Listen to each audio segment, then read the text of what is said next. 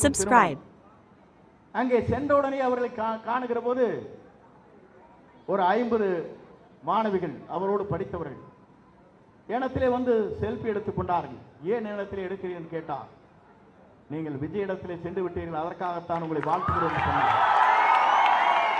நான் எதற்காக சொல்கிறேன் என்று சொன்னால், இதெல்லாம் நான் கண்கூடாக பார்க்கிறேன். இப்போது நீங்கள் ஆர்ப்பரித்து வருகிற கூட்டத்தை பார்க்கிற போது ஓடுகின்ற பாம்பை மிதிக்கின்ற இடைய பட்டாளம் இங்கே இருக்கிறது.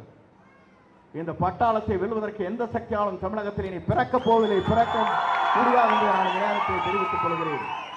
ஏன்னு சொன்னால், உங்கள் சக்தியோடு நல்லாட்சியை தமிழகத்திலே தருவதற்கு, ஒரு தூய்மையான ஆட்சியை தமிழகத்திலே தருவதற்கு, ஏழையின் கண்ணீரை துடைப்பதற்கு, பெண்களுக்கு பாதுகாப்பளிப்பதற்கு, இந்திய நாட்டின் வரலாற்றில், தமிழகத்தின் வரலாற்றில் இனி தமிழ் மண்ணிலே யாரும் இல்லை இவரை விட்டால் என்ற வரலாற்றை நாம் படைப்பதற்கு நாம் அனைவரும் ஒருங்கிணைந்த இந்த பணிகளை மேற்கொள்வோம். வெற்றியை தேடி தருவோம். காலம் மிக விரைவிலே இருக்கிறது. வந்திருக்கிற நீங்கள் அத்தனை பேரும் உங்களிடத்திலே ஒரே ஒரு வேண்டுகோள் தான்.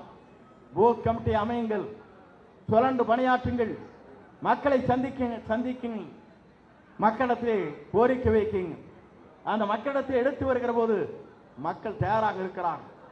நான் வாக்களித்தால் தமிழக வெற்றி கழகத்துடைய தலைவருக்கு மட்டும்தான் வாக்களிப்போம் என்று குரல் கொடுக்கப்பட்டிருக்கிறது.